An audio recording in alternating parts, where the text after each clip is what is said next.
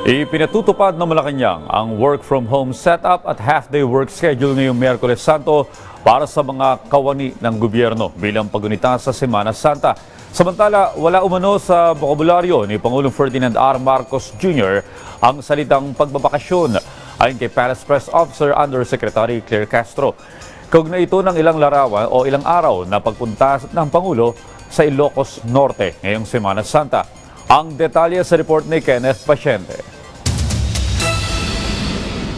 Sa Ilocos Norte, gugunitain ni Pangulong Ferdinand R. Marcos Jr. ang ilang araw ng Semana Santa. Sabi ng Pangulo, pansamantala siyang magtutungo sa kanyang probinsya para doon gunitain ang bahagi ng Kwaresma. Gayunman, tiniyak niya na babalik din siya sa Maynila bago matapos ang linggo. For the Holy Week, I will spend a few days in Ilocos Norte. And I will be back in Manila by the weekend. Ayon sa palasyo, kasama ng Pangulo ang kanyang pamilya. Hindi na idinetalye pa kung ano ang mga magiging aktibidad doon ng First Family. Gayunman, iginiit ng palasyo na hindi ito bakasyon. Sa Pangulo po, hindi po uso ang salitang pagbabakasyon. So sabi nga po niya, siya po ay mag-spend ng kanyang Holy Week sa Ilocos Norte kasama ang kanyang pamilya. Walang pagbabakasyon dahil patuloy po ang ating Pangulo sa pagmomonitor at pagbibigay ng utos sa mga kailangan na gawin ng ating mga ahensya sa gobyerno.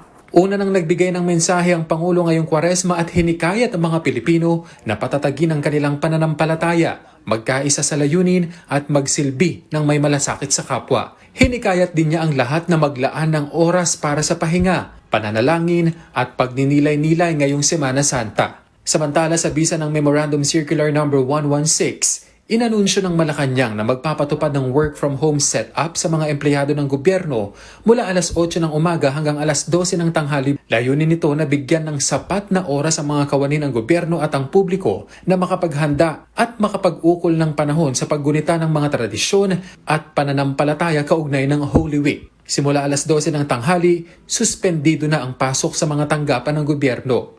April 1 for all government employees, 8 o'clock to 12 o'clock ng noon. 8 o'clock to 12 noon, work from home.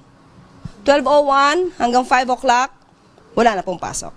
Ipinauubaya na ng Malacanang sa mga pribadong sektor kung ano ang ipatutupad nilang work arrangement. Kenneth Pasyente para sa Pambansang TV sa Bagong Pilipinas.